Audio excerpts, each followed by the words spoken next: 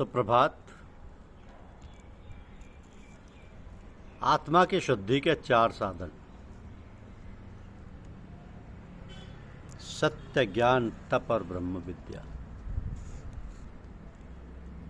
ये हमारी आज की आध्यात्मिक चर्चा का विषय। आत्मा की शुद्धि के 4 साधन: सत्य, ज्ञान, तप और ब्रह्म विद्या। शरीर की शुद्धि जल से होती है। मन की शुद्धि सत्य का आचरण करने से होती है।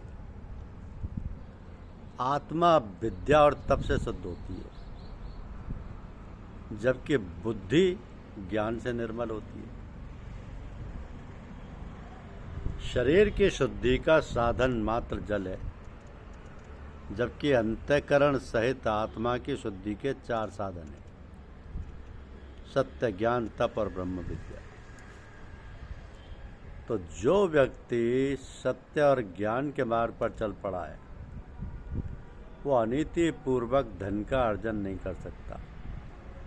या ये कह सकते हैं कि जिसे अपनी आत्मा को शुद्ध करना है, वो सत्य और ज्ञान की उपेक्षा नहीं कर सकता। और सत्य और ज्ञान के मार्ग पर चलने वाला अनीति का आश्रय कैसे ले सकता है? तो भोजन की शुद्धि से बुद्धि निर्मल होती है, और बुद्धि की निर्मलता से स्मृति निश्चल होती है, और स्मृति की निश्चलता से ये सब गांठें खुल जाती हैं। लोक में कहावत प्रचलित है, जैसा खाओ अन्न वैसा बने मन। इसलिए संभवतः प्राचीन काल में ऋषि, मुनि, तपस्वी जन हरेक के घर का भोजन स्वीकार नहीं करते थे। गुरु नानक देव के जीवन में एक ऐसा प्रसंग आता है कि उन्होंने एक नितांत निर्धन बढ़ई के घर में रूखी सूखी रोटी खाना स्वीकार किया, परंतु उस क्षेत्र के जमींदार के समृद्ध भोजन को खाने से मना कर दिया। और उसके दुराज्ञा करने पर बढ़ई लालो के घर की रोटी एक हाथ में तथा दूसरे हाथ में उसकी घर की पूरी को लेकर और निचोड़ कर दिखा दिया कि बढ़ई का धन परिश्रम और ईमानदारी से कमाया है, इसलिए उसमें से अमृत टपक रहा है। जबकि जमींदार का धन अन्यायपूर्वक गरीबों का शोषण करके कमाया गया, अतः उसमें से खून बह रहा है। इसलिए जब तक यह ज्ञात न हो जाए कि यह धन किस प्रकार कमाया गया, तब तक उसके घर का अन्न जल ग्रहण नहीं करना चाहिए। इसी प्रकार एक प्रसंग काशी का है। पंडित गदाधर गंगा के किनारे एक पाठशाला में पढ़ाया करते थे, और उस पाठशाला में से लगी जमीन में खेती करके अपना और अपने परिवार का निर्वाह किया करते थे। कुछ समय पश्चात पंडित जी के घर पुत्र का जन्म हुआ। इस उपलक्ष्य में हिजड़ों ने आकर गाना बजाना किया। इस पर घर में लेटी हुई प्रसूता ब्राह्मणी ने उनसे कहा कि इस समय घर में ऐसी कोई वस्तु नहीं है जो मैं तुम्हें उपहार स्वरूप दे सकूं।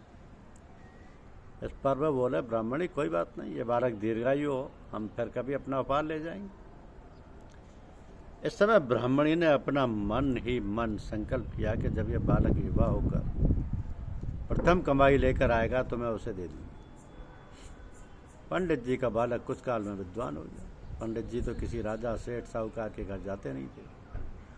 राजा ने विद्वानों की सभा बुलाई और पंडित जी का कोई शुभ चिंतक उस बालक को अपने साथ राजा की सभा में ले गया। जब सभा में पंडितों को दक्षिणा दी जा रही थी तो राजा ने पूछा, ये बालक किसका है?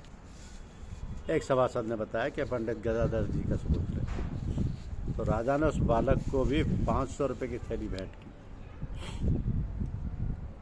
लड़के ने वो लाकर खुशी खुशी अपनी माँ को सौंप दी। तो जिस माता ने कभी 10 रुपये ना देखे हों, अचानक 500 रुपये पाकर मन में लोभ आ गया। उसे हिजड़ों के लिए किया गया अपना संकल्प याद था। लोभ के कारण उसने उसके 2 भाग कर दिए। 250 रुपये उसने हिजड़ों को भिजवा दिए और 250 अपने पास रख लिए। तो आज पंडित जी के लिए अनेक प्रकार के व्यंजन बनाए गए थे। पंडित जी भोजन करके गंगा किनारे छात्रों को पढ़ाने चले गए, और पढ़ाने के बाद भगवान के ध्यान में बैठे, परंतु आज उनका मन ही नहीं लग रहा था। पंडित जी उठ खड़े हुए और घर आकर पत्नी से पूछा कि आज भोजन कहाँ से आया। पत्नी ने बताया कि आज आपका बेटा राज दरबार गया था, वहाँ राजा ने उसे 500 रुपये भेंट में दिए, लेकिन उसके जन्म के समय जब हिजड़े नाचने गाने आए थे, मैंने संकल्प किया था कि युवा होने पर इसकी पहली कमाई को उन हिजड़ों को दे दूँ। अधिक धन होने के कारण मैंने उसे आधा दे दिया और आधे रुपयों से भोजन की व्यवस्था की। इस पर पंडित जी बोले, प्रथम तो यह राजा का धन था, फिर यह हिजड़ों का हो गया, फिर भला मेरा मन कैसे एकाग्र हो सकता है। पंडित जी ने बचा हुआ सारा धन बुलाकर हिजड़ों को दे दिया और स्वयं मन की शुद्धि के लिए उपवास शुरू कर दिया। किस किस का धन अग्राह्य है, इसका एक मापदंड प्रस्तुत करते हुए महाराज मनु कहते हैं कि जो चक्र के द्वारा जीविका कमाते हैं, जैसे कुम्हार, गाड़ी, ट्रांसपोर्ट आदि का व्यवसाय करने वाले, इनके काम में जीव हिंसा अधिक होती है और प्राणियों का पालन और रक्षण कम होता है।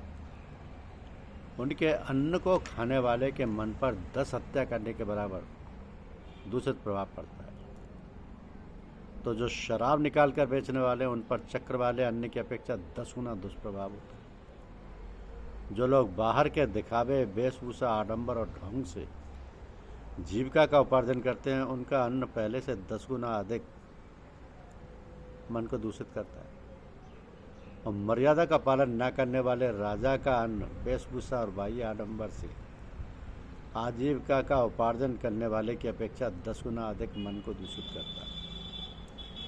इस प्रकार मनु की दृष्टि में राजा का अन्न और धन सबसे अधिक मन को दूषित करता है। संभवतः इसी कारण मर्यादा का अतिक्रमण करने वाले राजनेता राजनीति में प्रवेश करने के साथ ही भ्रष्ट और चरित्रहीन हो जाते हैं और आराध्य मानकर उनके आगे पीछे चक्कर लगाने वाली जनता भी उक्त दोषों से बच नहीं पाती। एक अन्य स्थल पर मनु कहते हैं कि वेद का स्वाध्याय और उपदेश, दान, यज्ञ, नियमों का आचरण और तप का अनुष्ठान, ये सभी उत्तम आचरण जिसकी भावना शुद्ध नहीं है, उसे कोई लाभ नहीं पहुंचा सकता।